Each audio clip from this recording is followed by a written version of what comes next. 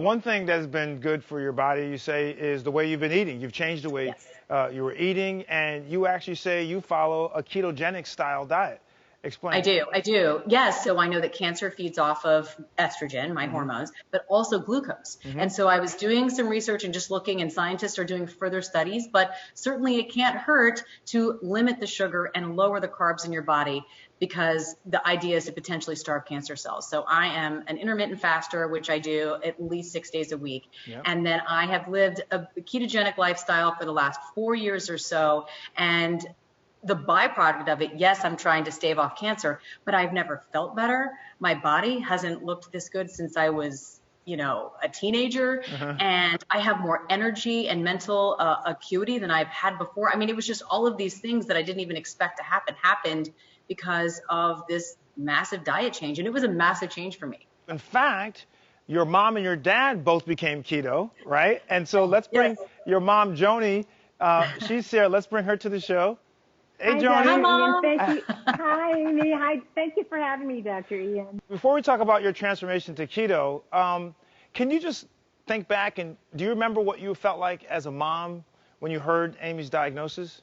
I remember that very well. I would say it was the worst day of my life.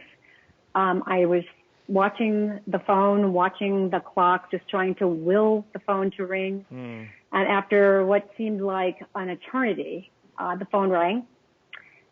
And the first word that came out of Amy's mouth was, Mom. And so at that point, I knew she had breast cancer. What was so excruciating for me was that Amy continued to go to work every day. She was exhausted. She was in pain. She was afraid, like all of us were. And I just wanted to wrap her in a mommy warm blanket, and I wanted to feed her chicken soup because that's what I did when she was a little girl. So as a parent, it was like, this is going to fix it. So after day 2, Amy said, Mom, here's the deal. Stop. I want you and Dad here to take care of our kids, to love them and hug them and make them feel safe and secure. So that's what we tried to do.